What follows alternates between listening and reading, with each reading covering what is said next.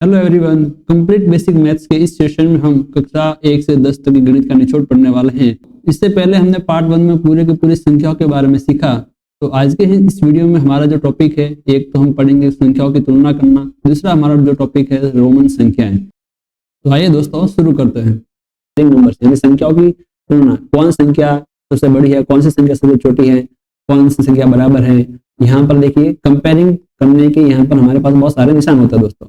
कभी आपने बराबर का निशान देखा होगा, इक्वल टू का, कभी आपने ये निशान देखा होगा, इसको ग्रेटर देन बोलते हैं यानी कि बड़े का निशान है ये। कभी आपने ये देखा होगा, इसका लेस देन बोलते हैं यानी छोटे का निशान है। ये भी आपने दोस्तों देखा होगा। ग्रेटर देन और इक्वल टू बोला जाता है, यहाँ तो बड़ा हो या फिर बराबर हो, दोनों में से एक अगर ट्रू है या एक राइट है तो ये निशान अपन लगा सकते हैं। इस निशान को भी देखा होगा, इसका मतलब होता है लेस देन और इक्वल टू। इसका मतलब या तो छोटा हो और का मतलब या फिर बराबर हो तो भी ये निशान लगा सकते हैं। जैसे मैं आपको बोलूं 5 और 5 में क्या संबंध है, कौन सी संख्या बड़ी है, कौन सी छोटी है, तो आप बोलोगे सर 5 है बराबर तो 5 होगा, दोनों इक्वल है, तो यानी कि यहाँ पर इक्वल का निशान लगेगा। अब जैसे यहाँ पर क्या ये निशान और ये निशान लगा सकते हैं। अगर मैं आपको बोलूं क्या अगर मैंने ऐसे लगाया तो क्या ये गलत है कि राइट है, क्या अगर मैंने ये वाला निशान लगाया तो क्या ये गलत है कि राइट है। तो देखिए दोस्तों, इसका मतलब जो होता है ये साफ साफ लिखा है ग्रेटर देन और इक्वल टू, या तो बड़ा हो और क्या मतलब या फिर बराबर हो, दोनों में से एक राइट है तो ये ट्रू बोलेंगे। तो देखिए दोस्तों, 5 से बड़ा तो नहीं होता, लेकिन 5 के बराबर जरूर होता है, यानी कि ऐसा हम देख सकते हैं। यहाँ पर देख लीजिए 5 से छोटा तो नहीं होता, लेकिन 5 के बराबर जरूर 5 होता है, इसका मतलब ये भी सही है। यानी कि इसको हम इन तीनों तरीके से लिखा जा सकता है। तब जैसे 6 और 7, हमें पता है कि 6 7 से छोटा होता है। 6 इज लेस देन 7, इसलिए हम ये लेस देन वाला निशान लगाएंगे, यानी छोटा वाला निशान लगाएंगे। फिर जैसे हम बोले 7 और 6 ऐसे लिखा है, यानी कि 7 बड़ा होता है, तो फिर हम ऐसा निशान लगाएंगे, यानी कि 7 इज ग्रेटर देन 6, यानी कि 7 जो 6 से बड़ा है। तो आपने देखा कौन सा निशान हम लगाएंगे, कैसा निशान नहीं लगाएंगे, आप अच्छे से समझ सकते हैं। अब दोस्तों, मैं आपको ये संख्या के बारे में बताना चाहता था कि यहाँ पर ये जो रेखा आपको दिख रही होगी, ये लाइन यहाँ पर देखिए 0 से शुरू होता है। ये जीरो के आगे इधर हम जाएंगे तो ये सभी के सभी पॉजिटिव नंबर है, धनात्मक। 1 2 3 4 5 6 7 8 8 के आगे भी ऐसे लगातार आगे चलती रहेगी। इधर 0 के इधर आगे बढ़ेंगे तो सभी के सभी ये नेगेटिव नंबर है, यानी ऋणात्मक। एक के बाद दोस्तों अगर इनके में आगे ऋणात्मक लगाऊंगा तो ये संख्या ऐसे चलती जाएगी, यानी -1 -2 -3 -4 -5 ऐसे डैश डैश डैश, ये भी अनंत तक जाती है और इधर भी अनंत तक संख्या है। अब ये 0 के बारे में क्या दोस्तों है कि 0 न तो पॉजिटिव है नहीं नेगेटिव संख्या, न तो धनात्मक संख्या नहीं ऋणात्मक संख्या। धनात्मक संख्या में आप दोस्तों तुलना जो है अच्छा, धनात्मक संख्याओं की तुलना तो आप अच्छे से कर सकते हैं, लेकिन ऋणात्मक संख्या में कभी कभार दिक्कत का सामना करना पड़ता है।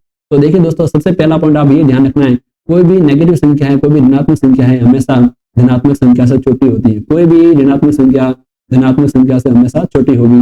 दोस्तों, अगर हम किसी भी एक संख्या की लेफ्ट साइड और बढ़ते हैं, यानी कि बाई और बढ़ते हैं, तो वो संख्या छोटी होती जाती है। एक संख्या की अगर हम राइट साइड बढ़ते हैं, यानी कि दाई साइड बढ़ते हैं, तो वो संख्या दोस्तों बड़ी होती जाती है। कहने का मतलब दो संख्या है, अब एक संख्या लेफ्ट में है और एक संख्या राइट में है। इस स्केल पर ये स्केल आप देख रहे हो, अगर लेफ्ट में कोई संख्या है, एक राइट में संख्या है, यानी कि राइट वाली संख्या बड़ी होती है, इधर वाली संख्या छोटी होती है। इतना आप ध्यान रखना, क्योंकि मैंने लिखा लेफ्ट में जाएंगे तो संख्या छोटी होगी, राइट में जाएंगे तो संख्या बड़ी होगी। अब देख लीजिए, इधर आ जाइए दोस्तों क्वेश्चन की ओर। -2 और 2 में हमें तुलना करनी है, तो हमें देखिए रेखा पर आप देखिए -2 और 2, राइट साइड कौन है दोनों में राइट साइड जो है दाई और जो है ये दाई और, यानी कि राइट साइड जो है वो 2 है। इसका मतलब 2 बड़ा होगा, यानी कि हम ऐसा निशान लगा सकते हैं। अब -2 और -5 इन दोनों में अगर कंपेरिजन करें, दोनों के दोनों ऋणात्मक संख्या है। अब हमें पता है कि ये -2 तो इधर है और -5 दोस्तों इधर, क्योंकि ये रेखा है आप देख सकते हैं स्केल में भी -2 -5 इधर जाएंगे तो दोस्तों संख्या छोटी होगी, यानी कि हमें तो राइट वाले देखनी है। राइट में कौन है दोनों संख्याओं में राइट में तो ये स्थित है -2, यानी कि ये वाली संख्या बड़ी होगी। अब 0 और 10, 0 ये रहा दोस्तों और 10 इधर आएगा, राइट साइड में सबसे राइट साइड में तो 10 आएगा, यानी कि 10 बड़ी है। अब 11 और 11 में या तो आप बराबर का निशान लगाओ, या फिर जो मैंने आपको निशान बोले आप ये भी निशान लगा सकते हो, ये भी निशान लगा सकते हो। 5 और -9 में तुलना करें तो फिर हमें पता है कि धनात्मक संख्या जो होती है वो ऋणात्मक संख्या से बड़ी होती है, तो यानी कि 5 जो होगा वो -9 से बड़ी होगी।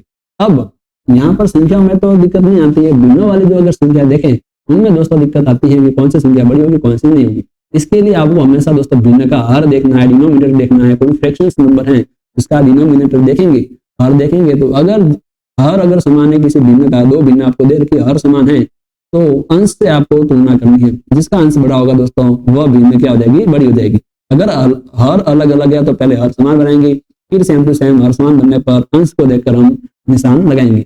उदाहरणों के माध्यम से दोस्तों यहाँ पर समझते हैं।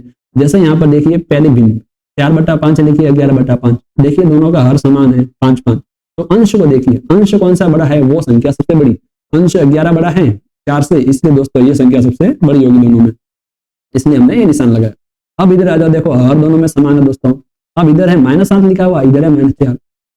अगर मैं आपको पूछूं -7 और -4 में बड़ा कौन, तो हमें पता है -7 तो इधर होता है और 4 तो दोस्तों राइट साइड में होता है, राइट वाला ये बड़ा है, -4 वाली बड़ी है।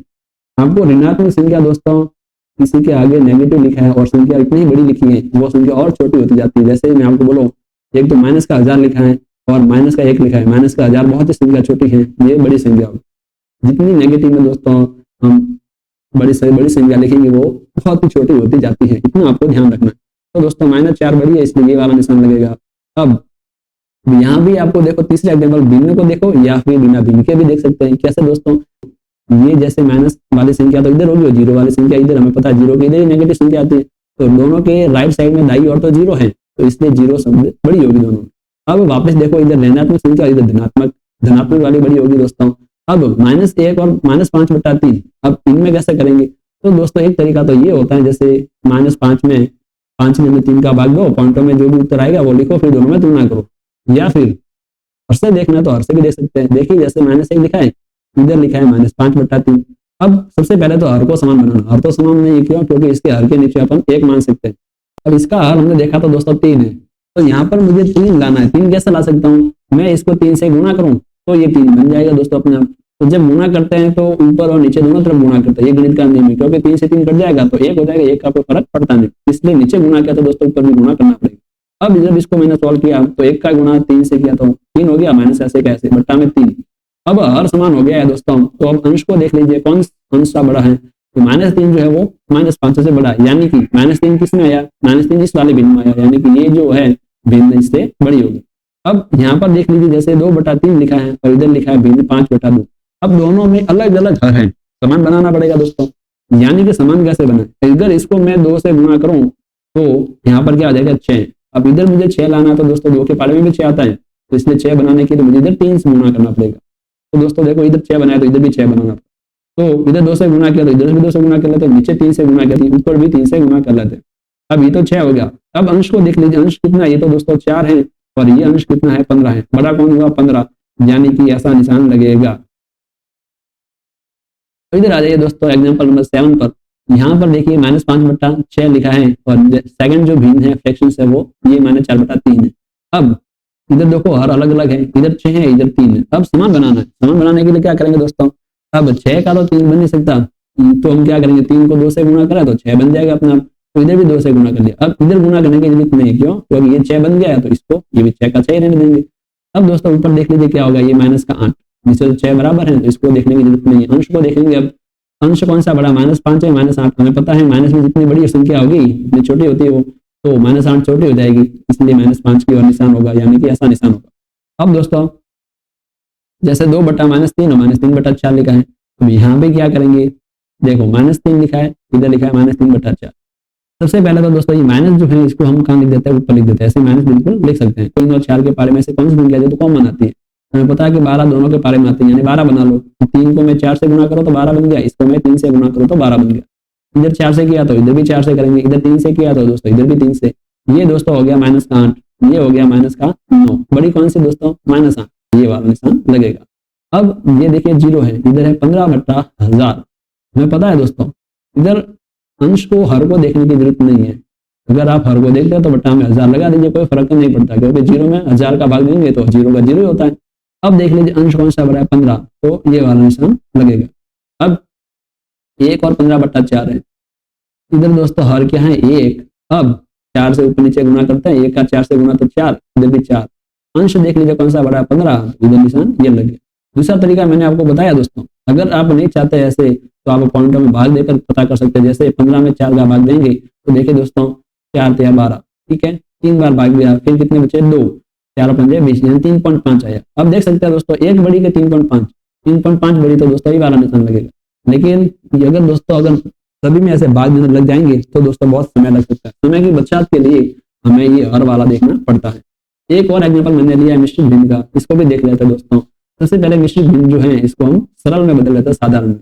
इसका मतलब क्या दोस्तों, देखो 7 से गुना 7 का गुना 3 से करेंगे तो 21, 21 में 2 जोड़ा तो हो गया 23। ये माइनस तो दूसरा ऐसे कैसे, ये लिखा है 23 बट्टा में 7। ऐसे हम इनको मिश्रित भिन्न को साधारण में बदलते हैं।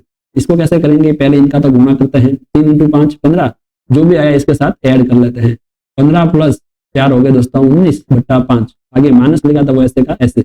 अब हर अलग अलग है, हर अलग अलग है तो दोस्तों हर समान बनाना पड़ेगा। कैसे बनाएंगे समान, दोनों संख्याओं के आड़े में कौन सी संख्या ऐसी जो समान है, 35 दोनों के समान है। तो इसको 35 बनाने के लिए क्या करूंगा, 5 से गुना, इसको 35 बनाने के लिए क्या करूंगा, 7 से गुना।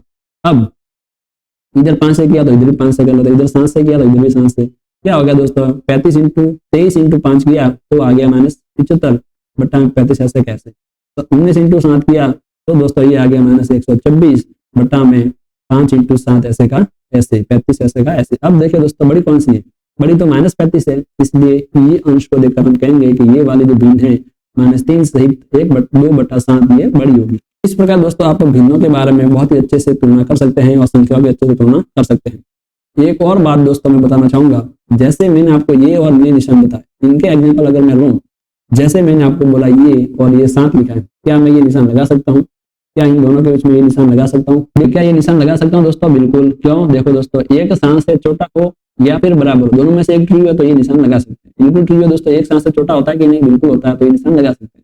लेकिन ये यहाँ पर निशान नहीं लगा सकते, क्यों दोस्तों, एक क्या 7 से देखो ये बड़ा है, बड़ा का निशान, क्या एक 7 से बड़ा होता है, बिल्कुल नहीं। क्या एक 7 के बराबर होता है, बिल्कुल नहीं। यानी कि न तो बड़ा है न ही बराबर है, दोनों ही बातें नहीं, इसका ये निशान तो नहीं आएगा। कौन सा निशान आएगा, ये वाला निशान आएगा। अब हमारा जो नेक्स्ट टॉपिक है वो है रोमन न्यूमेरल्स, यानी कि रोमन संख्या। हम जैसे गणित में जो संख्या लिखते हैं उनको रोमन संख्या में कैसे बदलते हैं। अगर दोस्तों आप गणित पढ़ते हैं तो रोमन न्यूमेरल्स के बारे में आपने कहीं न कहीं कभी न कभी जरूर पढ़ा होगा, और यहाँ पर बहुत सारे बच्चों को दिक्कत होती है। तो आइए दोस्तों इनको अच्छे से समझते हैं। जैसे एक है, एक को हम रोमन संख्या में ऐसे लिखते हैं आई की बाती, 2 है तो 2 ऐसे लाइनें खींच लेते हैं, 3 है तो 3 की ये लाइनें, 4 है तो ऐसे करो और ऐसे वी बना लो, आई और वी। 5 के लिए अपन वी बनाते हैं, 6 के लिए वी और आई बनाते हैं, 7 के लिए वी और डबल आई, 8 के लिए वी और 3 आई, 9 के लिए ऐसा निशान फिक्स है ये दोस्तों आई और एक्स, 10 के लिए एक्स, 50 के लिए एल, 100 के लिए सी, 500 के लिए डी, 1000 के लिए एम बनाते हैं। इतनी जो संख्या मैंने आपको लिखी ये आपको याद करनी पड़ेगी। अब इसके बाद जो है ये जो एग्जाम्पल लेंगे हम, उनको सभी को न्यूमेरल्स में रोमन संख्या में बदल के आपको दिखाने वाला है। तो दोस्तों देखिए, जैसे 14 है, 14 को पहले आप तोड़िए, 14 को मैं कैसे तोड़ सकता हूँ, 10 + 4 करेंगे तो 14 आता है। नियम ये कहता है दोस्तों कि 10 है, 10 का क्या निशान होता है, 10 का निशान तो ये होता है, देख लीजिए आप 10 का निशान ये एक्स, 4 का निशान कैसे लिखते हैं, 4 को ऐसे लिखते हैं। यानी कि 14 को हम अगर रोमन संख्या में लिखें तो ऐसे लिखेंगे एक्स, ऐसे ऐसे लिखेंगे आई और वी लिखेंगे। 18 है, 18 को हम कैसे लिख सकते हैं दोस्तों, 10 + 8 18 होता है, तो 10 के लिए तो हमने लगा दिया एक्स और 8 के लिए लगा दिया दोस्तों वी 1 2 3। आप देख सकते हैं 8 के लिए वी 1 2 3 ऐसे लिखा जाता है। तो ये 18 का रोमन संख्या को 18 की रोमन संख्या ऐसे होती है। अब 23 है दोस्तों, 23 को हम कैसे लिखेंगे, 20 से +3, लेकिन 20 का तो कोई निशान है नहीं, तो 20 को भी हम कैसे लिखेंगे, 10 + 10। तो 10 + 10 का मतलब क्या है, 10, ये 10 और 3 का मतलब 1 2 3। 30 को कैसे लिखेंगे दोस्तों, 10 + 10 + 10, तो कैसे करेंगे 1 2 और 3। 39 को कैसे करेंगे दोस्तों, 1 2 3, ये 30 तो ऐसे हो गए और 30 के बाद 9 आता तो ये ऐसे लिख दिया। अब 40 को कैसे लिखेंगे, आप बोलोगे सर 1 2 3 और 4 ऐसे लिख दो, तो ये 40 हो गया।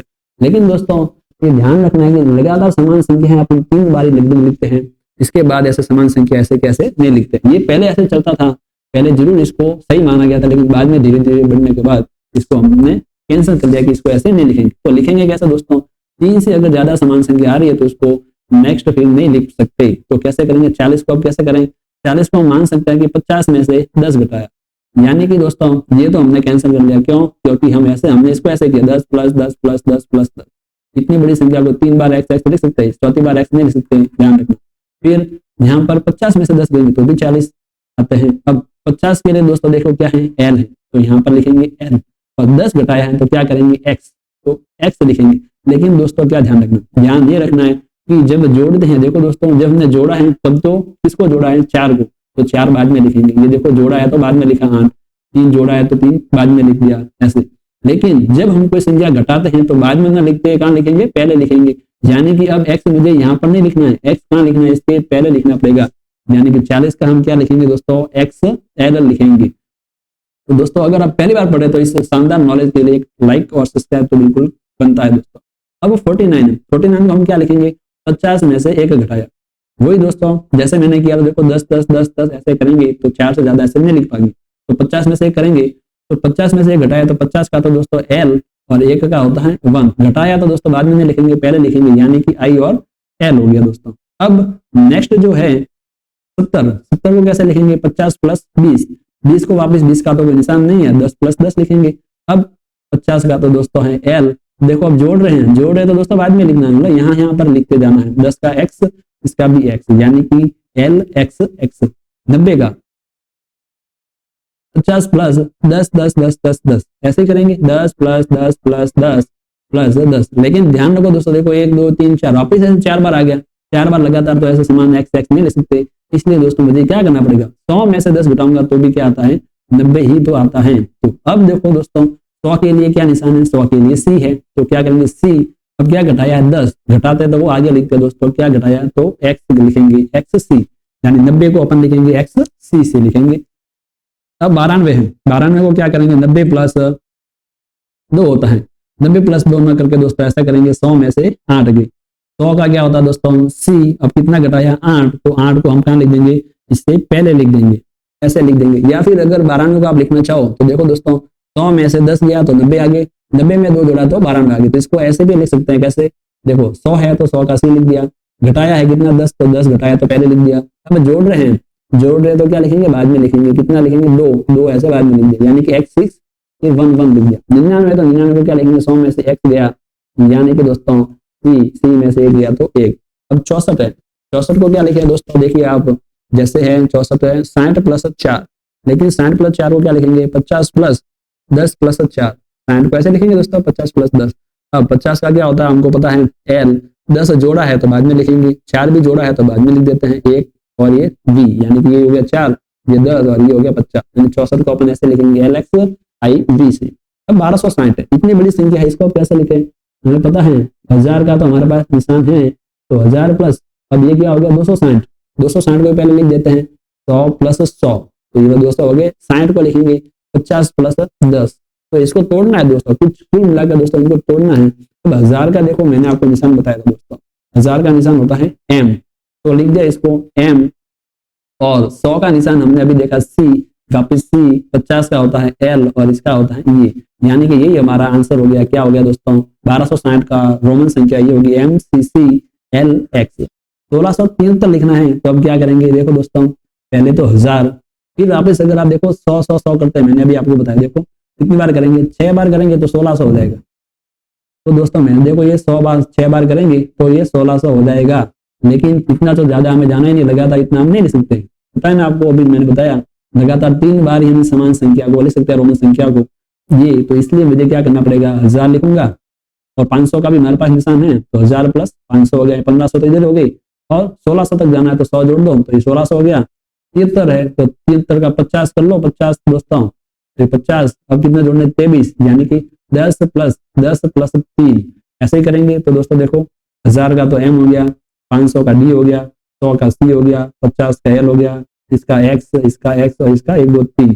तो 1673 का जो रोमन संख्या होगी वो होगी दोस्तों MD CL XX 1 2 3, ये इसकी रोमन संख्या होगी दोस्तों। तो दोस्तों मैं पूरी आशा करता हूँ कि आपको आज का सेशन बहुत ही अच्छा लगा होगा, पूरे के पूरे आपके डाउट क्लियर हो गए होंगे। तो दोस्तों मिलते हैं ऐसे ही अपने नेक्स्ट वीडियो के साथ, तब तक के लिए good luck, take care, bye bye.